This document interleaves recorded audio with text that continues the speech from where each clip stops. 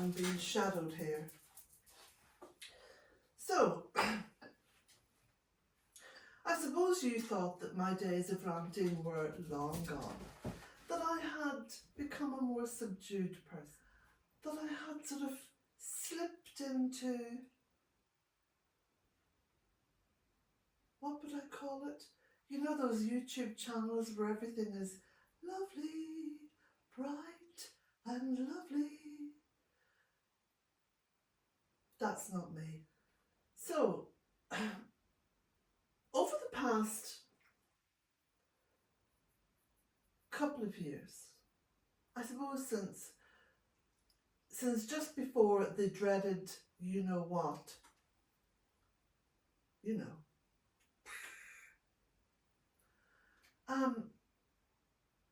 there's been a distinct subduing of the population.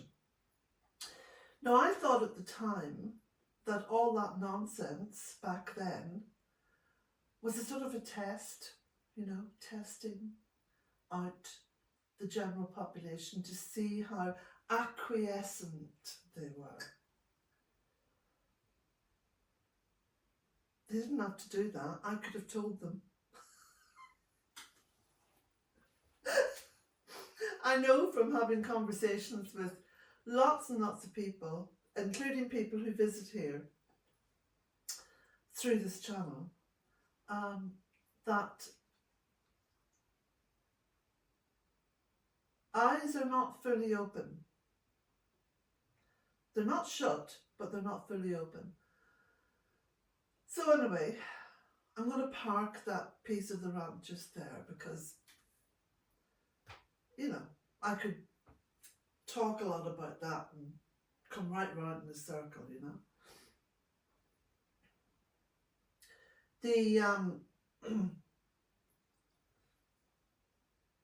The people at the top, you know, those that we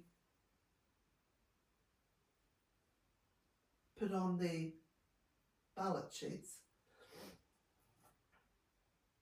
don't really represent us. I mean, you know, people need to cop themselves on here. Seriously cop themselves on.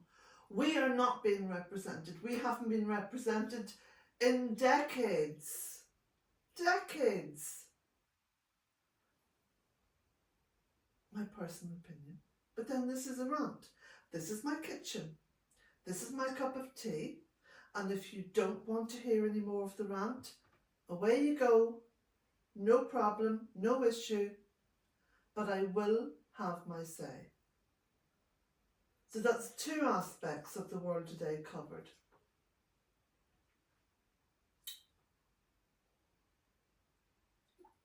I don't want to personalise this about various countries.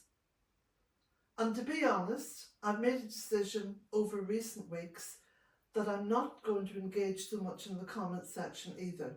People can say what they like, rant and rave in the comments. If you're offensive, what I do is I open the door into cyberspace and boot you out.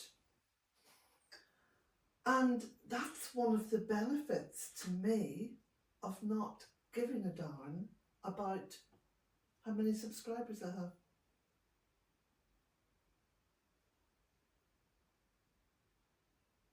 I was talking with my son last night, and you know, my children, I have 3 children, are very concerned about the possibility of the next war. Well, I've always said to them, it's not a possibility, it's a definite.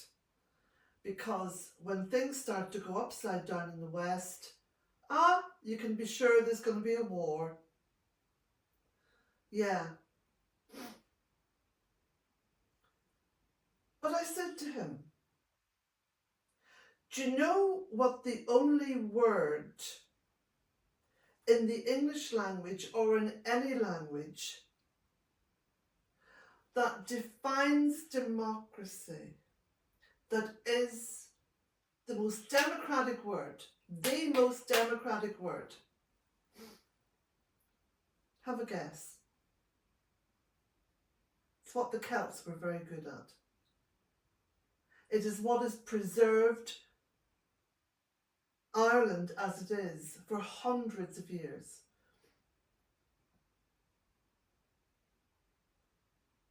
The word is quite simple. One of the shortest words in the language, no. Just to be able to say no. Say it in your head, no. What is the worst that can happen? Well, you could be droned, you could be bombed, you could be hung, whatever. But at the end of the day, we're all going that way, so don't worry about that one.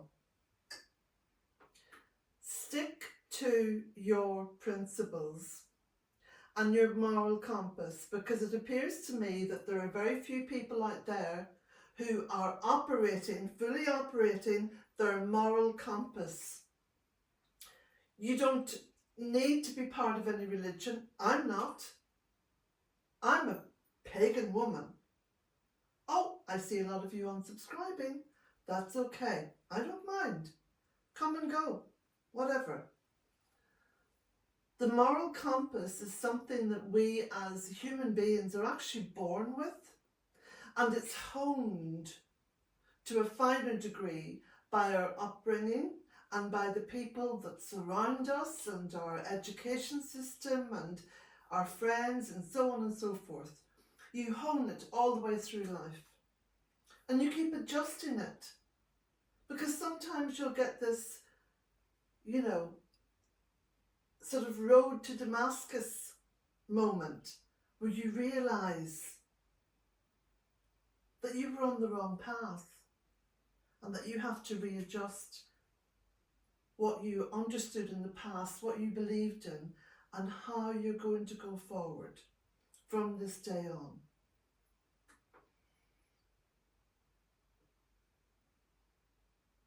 Like, my son was reminding me of the fact that when he was at a Catholic school, primary school, so he was only a wee child. He was only a wee cub. We call wee boys in Northern Ireland cubs. He was my wee cub. And our family dog that we had for,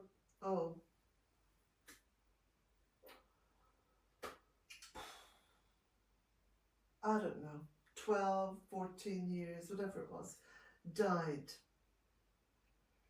And we buried her and we said little prayers and everything, because that was important. She was part of our family. And when he went to school the next day, of course there was always a wee prayer time, at the end of the school day, and this particular teacher, whose name I will not mention, said, so we'll just say a little prayer, and would anyone like to, is there anyone that we need to pray for? And Dylan said, yes, my dog. Gave the name. Well, she said, dogs don't have a soul. Animals don't have a soul. We don't pray for them. They don't go to heaven.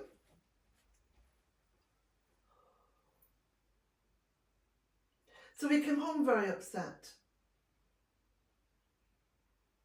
And I think that was the beginning of yet another moral compass readjustment, because I had to adjust how I'd seen the world in moral terms, what was right and what was wrong, what was true and what was false. I had to make that readjustment to guide my children on to the next phase of their lives. And I had to think about it. And I had to pull out historical justifications. Obviously, St. Francis of Assisi, etc. But it allowed myself and my children to define our own morals. And that's what I mean about the moral compass. And so few people that I see around me today or online actually think about that, think about their moral compass. Okay, I'm going to park that one now and have a sip of tea.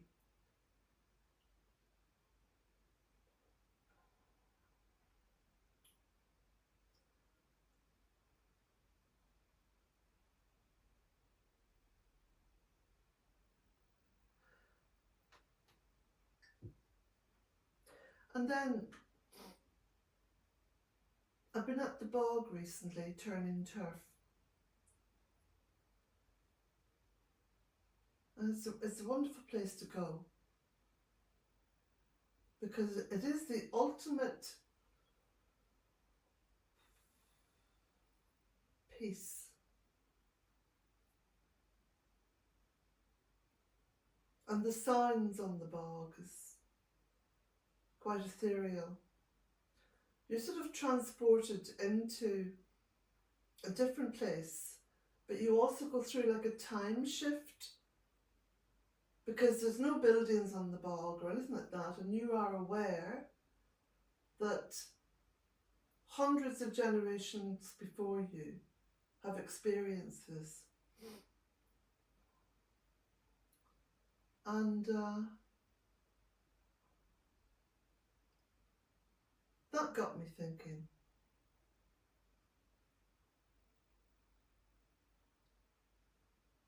Like I was bent over double, because basically you're like this, you're having to bend down like this and turn the turf, sometimes stack it, because it all dries with the wind and the heat of the sun, whenever the sun decides to come out here, which is a bit sporadic at the moment.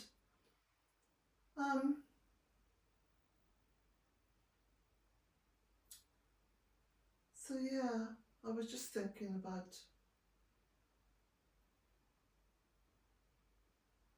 how the world has not changed, but how so-called civilization has basically gone to pot. In the West anyway, it's just gone to pot. Doesn't make any sense anymore, and very little seems to make sense outside of nature.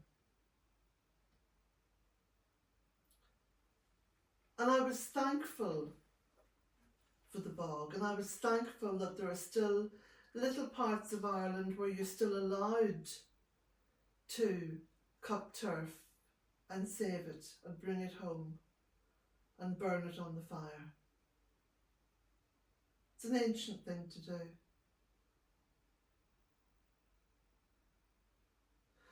So I came home, absolutely knackered. Slept like a log. Normally I'm up at, 3 or 4 in the morning, especially during this time of year when the light comes in round about 3:30.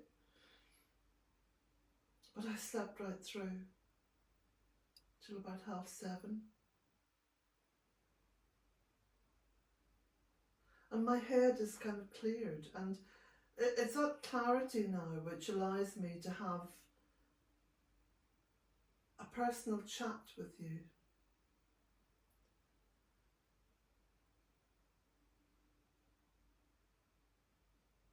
And I've got to say again, don't come at me with comments like, oh, it's all to do with this politician or that politician or the other politician. No, it's not.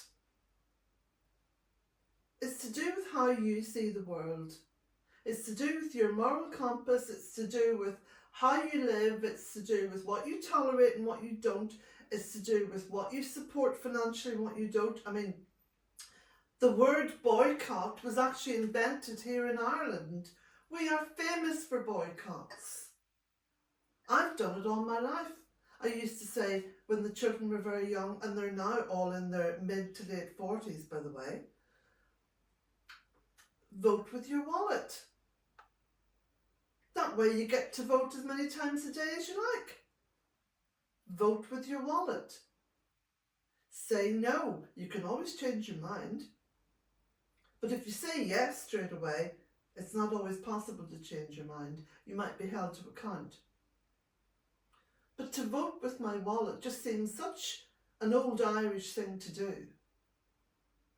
And that's why the books that I write, you know, of course I could upload them to Amazon or whatever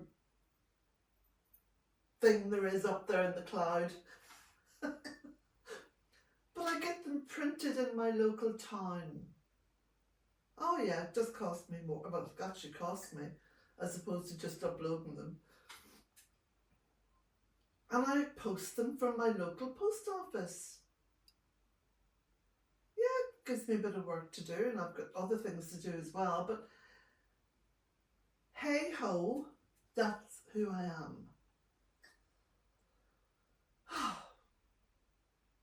Is this rant almost at an end? Do I feel better for it? In a way, yeah, I do. In a way, I do, because I'm not interested in being part of the mainstream. I'm just not interested in it. You know, I don't have a... If I had a lifespan of 1,000 years, oh yeah, I could dip in and out, go to and fro, yeah, go with that particular craze, you know, follow that celeb. No, life is short. You're very lucky if you get 100 years. Very lucky. And as for being totally compos mentis, if you get 80, you're doing good. So I'm not interested in being in with the in crowd. The in crowd very fast becomes the out crowd, I'll tell you. And I'm certainly not interested in people who think that, you know, killing other people is fine, because it's not fine.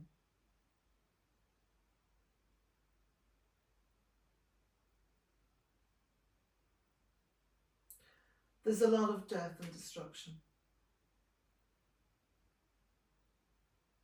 That's why out here I have little trees in pots, just tiny little ones that I've picked up on the side of the road or grown from seed. But I keep growing them. I've almost given up at the possibility of having more land to plant trees. But there again, I have 3 acres of woodland that I planted myself and that I take sheer delight in.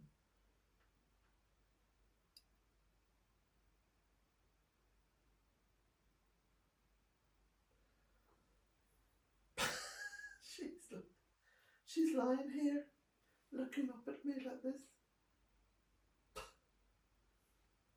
Who were you in a former life? Could have been my mother.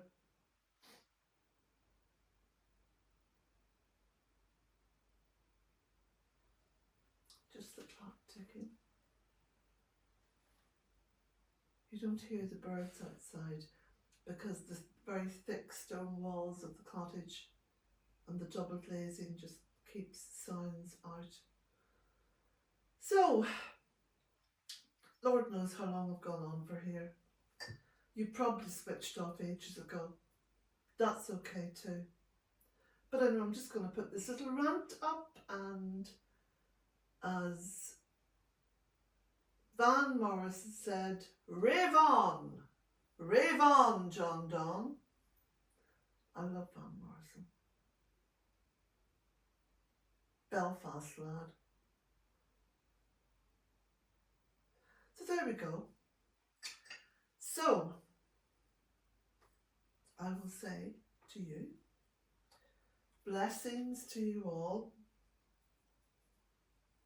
May you live in joy. And know that when you go to bed at night, your moral compass has been well set. And as my grandmother used to say, Colette, do your best, for you can do no more than that. Wise words. I will get round to writing that book about her, you know. She's gone to sleep now. Right, blessings to you all.